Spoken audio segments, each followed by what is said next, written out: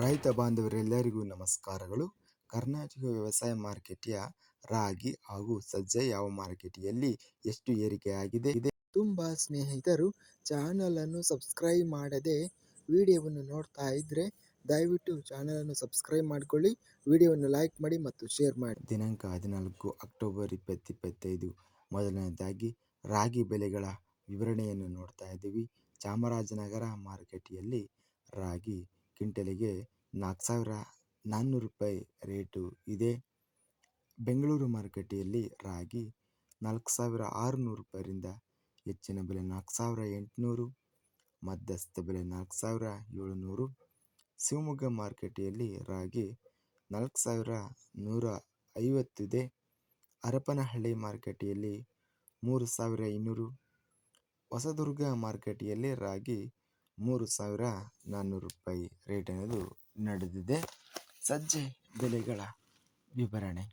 ಕಲಬುರಗಿ ಮಾರುಕಟ್ಟೆಯಲ್ಲಿ ಸಜ್ಜೆ ಕ್ವಿಂಟಲಿಗೆ ಕಡಿಮೆ ಬೆಲೆ 1,650ರಿಂದ ಹೆಚ್ಚಿನ ಬೆಲೆ 2,850, ಮಧ್ಯಸ್ಥ ಬೆಲೆ 2,425. ಕುಷ್ಟಗಿ ಮಾರುಕಟ್ಟೆಯಲ್ಲಿ 1,850ರಿಂದ ಹೆಚ್ಚಿನ ಬೆಲೆ 2,000, ಮಧ್ಯಸ್ಥ ಬೆಲೆ 1,927. ಕೊಟ್ಟೂರು ಮಾರುಕಟ್ಟೆಯಲ್ಲಿ 1,560 ರೂಪಾಯಿಯಿಂದ ಹೆಚ್ಚಿನ ಬೆಲೆ 1,989, ಮಧ್ಯಸ್ಥ ಬೆಲೆ 1,897. ತಾಳಿಕೋಟೆ ಮಾರುಕಟ್ಟೆಯಲ್ಲಿ ಸಜ್ಜೆ 1,800 ರೂಪಾಯಿ ರೇಟು ನಡೆದಿದೆ. ಬೆಂಗಳೂರು ಮಾರುಕಟ್ಟೆಯಲ್ಲಿ 3,000 ರೂಪಾಯಿಯಿಂದ ಹೆಚ್ಚಿನ ಬೆಲೆ 3,500, ಮಧ್ಯಸ್ಥ ಬೆಲೆ 3,100.